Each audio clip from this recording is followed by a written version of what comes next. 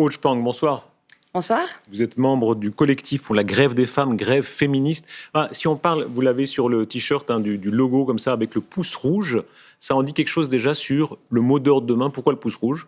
Voilà, absolument. Alors, les femmes sont appelées à se teindre le pouce en rouge demain pour symboliser leur participation à la grève des femmes, grève féministe, notamment pour celles qui, au travail, n'ont pas le droit soit de faire grève, soit de prendre congé, ou même simplement de porter le badge qui symbolise notre grève. Ça veut dire que vous insistez vraiment pour embarquer toutes les femmes de gauche, de droite, de tout milieu, c'est bien ça ?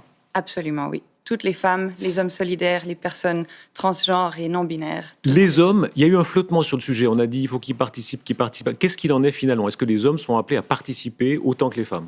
Absolument. Alors, on a beaucoup parlé des hommes pour penser qu'il s'agit d'une grève des femmes. À vrai dire, on a assez entendu parler du sujet, mais les hommes sont absolument bienvenus. Ils sont encouragés à participer. On leur demande simplement pour une fois de laisser l'espace et la parole aux femmes, donc de ne pas se placer tout devant dans les manifestations, de ne pas répondre aux questions des journalistes. Beaucoup s'occuperont des enfants. Ils peuvent emmener les enfants à la manifestation ? Absolument.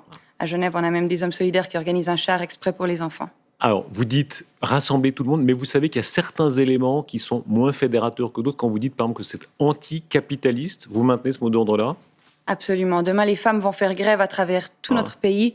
Grève contre le système capitaliste et patriarcal qui nous oppresse toutes et tous. Là, vous savez que vous excluez quand même une partie. Il y a beaucoup de femmes qui peuvent être très féministes, mais pas pour autant anticapitalistes, surtout dans un pays comme la Suisse, non ? À vrai dire, l'appel à la grève, il s'adresse à toutes les femmes et toutes les personnes transgenres et non-binaires qui se sentent concernées.